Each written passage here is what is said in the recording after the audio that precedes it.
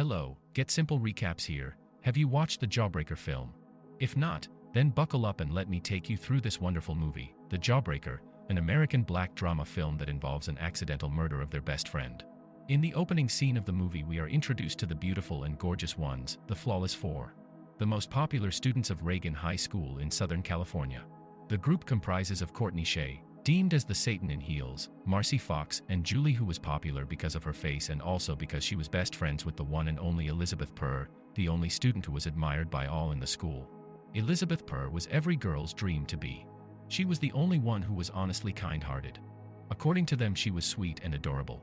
Courtnea ruled with terror while Liz ruled with kindness. This made her be the Princess Di of Reagan High School, and this annoyed Courtnea due to envy.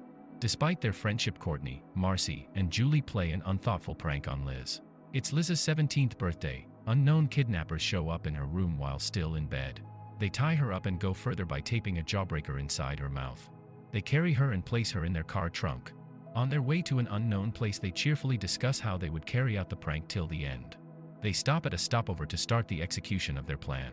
On opening the trunk, their hearts almost leap out of their rib cages with what they see. Their eyes become bigger and bulge outwards their eye sockets.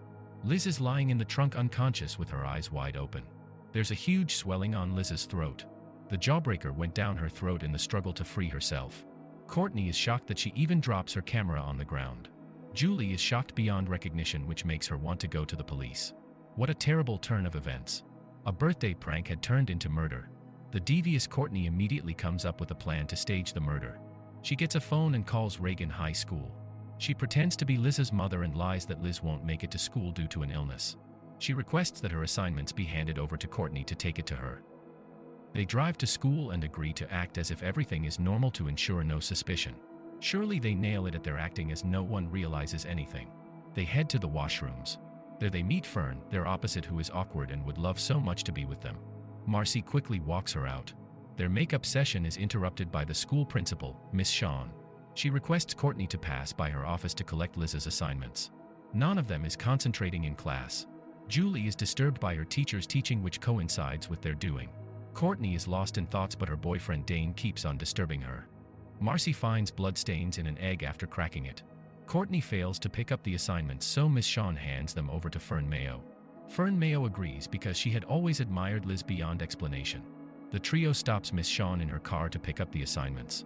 They learn that she handed them over to Fern due to their failed show up at her office. They quickly leave to make it to Liz's home before Fern to stage her death. Fortunately, they make it to that place before her and begin their plan. They manage to stage it, but as they are leaving, they come across Fern at the doorstep. Courtnea tries to compel her to tell them what she heard. In the terror, she tries running away, but they soon catch up with her. For her silence, Courtnea offers her a spot in the group to replace Liz in return. Fern can't disagree, since it's what she has always wanted, to join them and be like them. She is quickly absorbed into the group. Liz's parents are back home only to find their beloved daughter dead. Immediately, July distances herself from the group due to guilt. She can't help it being part of the group, knowing they were the reason of Liz's death. Miss Shawn is having a peaceful smoke session when Detective Vera Cruz bulges into the office. She inquires from her about Liz's death. Fern now looks very pretty after joining the group. Julie is dropped home by Zach, who has a crush on her. She lonely goes through their photos with Liz at night before calling Fern. They have a sweet chat, but the mood changes with remembrance of Liz's death. Courtnea interrupts the call, telling her that she is the most important person in her life. The cops show up at her house inquiring about their friend's death. Marcie is having an ill talk with her dad.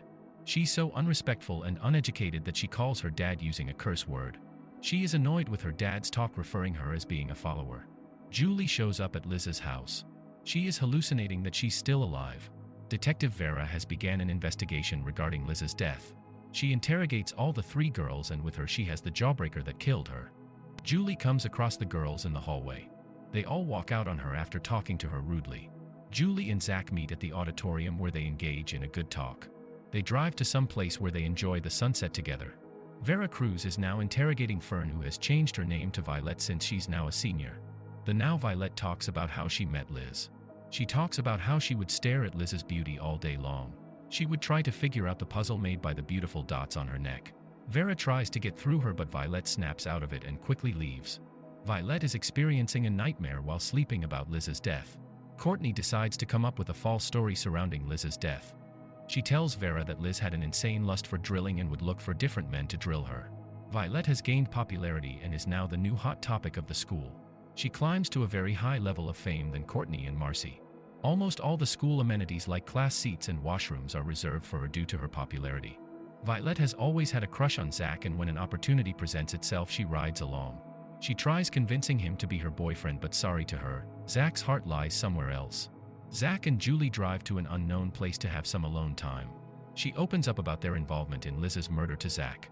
Violet seduces some mechanic. In return he hands her his expensive vintage car. Courtney nearly knocks over Julie, who has become their new sworn enemy.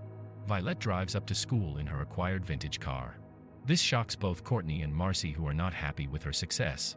Courtney and Marcie are in the school hallway when they suddenly hear some noise outside the school's building. They quickly rush to the place only to find Violet vibing with her fans. Truly, she has become the new idol of the school. Courtney drags her to the washrooms. She tells her that she is her creator, so she has to live under her shadow. Fern has changed and has grown to be the Violet they wanted her to be. She stands up to herself and warns her that she knows who killed Liz and would tell if compelled to. Courtney becomes very furious after the blackmail. For once she is betrayed by her own creation.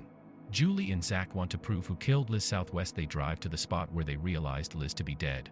They are in search of the camera that Courtney dropped on that day. After failing to find it, they drive to Vera's office to confess about Liz's death. At the station they find out that someone had already taken care of the case. For a while Julie stares at her confused. They learn that Courtney went back to Liz's room and had a drilling on her bed, framing it as a rape case that led to the murder. They leave the place while in a hurry to go and gather evidence to prove that Courtney was the mastermind of Liz's death. Violet has arrived to school but is petrified when she sees pictures of her previous self all over the school walls. She suddenly falls on the ground unconscious. She wakes up in the school's dispensary. She is brought back to her senses when the nurse calls her by her real name, Fern Mayo. She immediately walks out of the dispensary only to find all the other students waiting to shame her. She is experiencing her worst nightmare. All the students are laughing at her while calling her bad names. She tries removing the pictures from the walls but comes face to face with Courtney and Marcie. She suddenly passes out and falls on the floor. It's only Julie and Zach who comes to her rescue. They find her lying on the floor while unconscious. When she wakes up she sobs in tears, thinking of her sudden fall in glory. Courtney and Marcie attend the prom event. At night Julie is in her bedroom when her mother shows up in the room. She has brought with her items of Liz that Miss Purr brought over to her. In its contents she finds the card that recorded Liz's voice saying that she killed Liz, the teen's dream. Immediately she comes up with a plan to prove Liz's murderer. Julie, Fern, and Zach toast to their foreseen success. They attend the prom event with a devious plan behind their faces. As usual, Courtney and Marcie hurl annoying insults to them. Today it seems Julie and Fern are prepared for them. They shrug off the insults off their shoulders. Courtney has won this year's prom queen and she has to deliver her victory speech. Dane becomes the new Reagan High School prom king. While all this goes on, Julie has already initiated her plan. Zach sneaks into the music room where he connects the card to the music system. As she is about to deliver her victory speech, her voice is suddenly heard on the speakers saying, "I killed Liz, every teen's dream." Liz is shocked and stands at the podium looking guilty. Her boyfriend, Dane, quickly leaves her after knowing the truth. She becomes very furious. Julie and her friends are happy for their success. All the students realize that it was her who killed Liz. The students throw at her stuffs in anger while yelling at her. They call her many abusive names. She tries making it out of the crowd but comes face to face with Julie. Julie takes a picture of her freaked out face, bringing us to the end of the movie. If you made it this far, I have no option but to thank you. Kudos. A sub to the channel would be superb. Please comment, like, share and recommend to friends. Goodbye, see you around.